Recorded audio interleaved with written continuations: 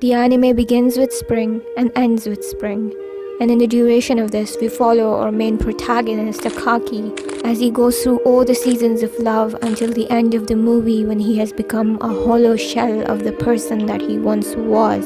A graveyard, a funeral procession of all the memories he shared with a girl centuries ago. This movie, in my opinion, is about love. And by virtue of the fact that it is about love, it is also about letting go. Because what is the essential criteria of love if not letting go, as gut-wrenching as that is to say out loud? And this is perfectly depicted by the end of the movie in a particular moment when Akari, after years, after centuries, sees her again. The girl who haunted, agonized, mortified, defiled his every waking second with the persistent insistence of her memory. The girl he once met by some fluke of accident or divine intention in a classroom when he was a child, and the girl he's seeing again by some fluke of accident or divine intention. He sees her walking towards him until they're there alongside each other, suspended in a momentary second of eternity in a chink of borrowed time that lasts for seconds and centuries at the same time. They're there alongside each other as they were there alongside each other as children a lifetime ago, under the cherry blossom tree. The cherry blossom tree and its falling petals color the entire movie with its glaring and yet subtle symbolism. Love is like that cherry blossom tree, a mirage from a dream you could never touch, never attain. Could a tree like this ever exist in real life? Could you ever lay beneath a tree as sublime, as grandiloquent as this? There is yet again another metaphor lurking beneath this more obvious one. A metaphor hinted at in the very title of the movie itself, 5 centimeters per second. The tree shakes and the cherry blossom petals fall at the speed of 5 centimeters per second.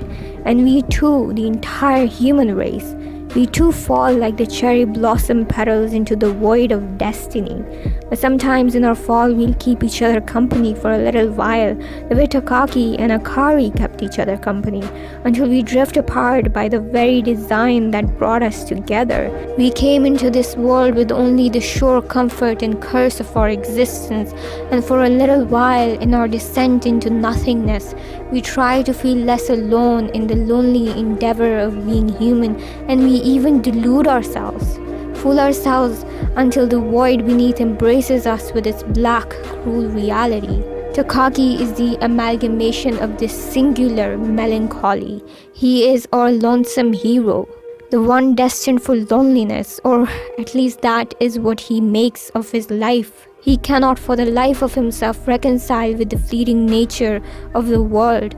This is all perfectly encapsulated in the scene where Takaki is about to comfort Kanu, a girl who loved him since first meeting him in middle school.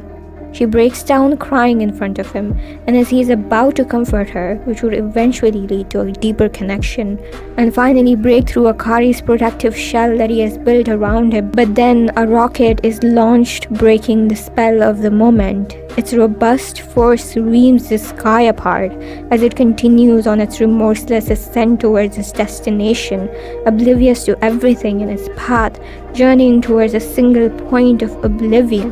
Kanu looks at this asteroid and finally understands Takaki for the first time. Takaki is that asteroid, searching for something unreachable, burning with a desire so vital it rips the sky apart. The asteroid, by virtue of its desire for something it will never attain, is completely alone, like Takaki. This is all reminiscent of the ending lines of The Great Gatsby. And so we beat on, boats against the current, borne ceaselessly back into the past. It is this asteroid that pierces through any possible connection that Takaki makes in his life. He's left completely alone until the ending scene, when by the blood and neurons that worshipped the memory of this woman, Takaki immediately becomes alert and sees that she's here, 5 centimeters apart from him, alongside him but his feet, by virtue of the law of the world that says that an object in motion will keep in motion until stopped by an opposing force carrying him forward to the other side of the train track. And the woman, By virtue of the law of time and the mockery it makes of the promises we're made to break, has moved on and is engaged to someone else, also moves to the opposite end of the train track. She stops and looks back because that is what you do sometimes in life, you look back. But the train that remorselessly propelled onward on parallel train tracks mars her vision, and she cannot see the person she had once loved with the desperation of her heart. She cannot see him anymore. So she turns towards the path before her, leaving Takaki behind, who waits, hoping against hope to see her on the other side. And the train disappears to reveal an empty, hollow vestige of some lost dream with the starring role missing. He looks back and Akari is not there anymore. What's left is just an empty intersection in a downpour of blossoms. He looks back and frowns. And then he smiles the most divine smile that I have ever seen. He smiles in a way that I want to smile for the rest of my life. He smiles back at the girl who left him behind. He smiles back at the girl who forgot him.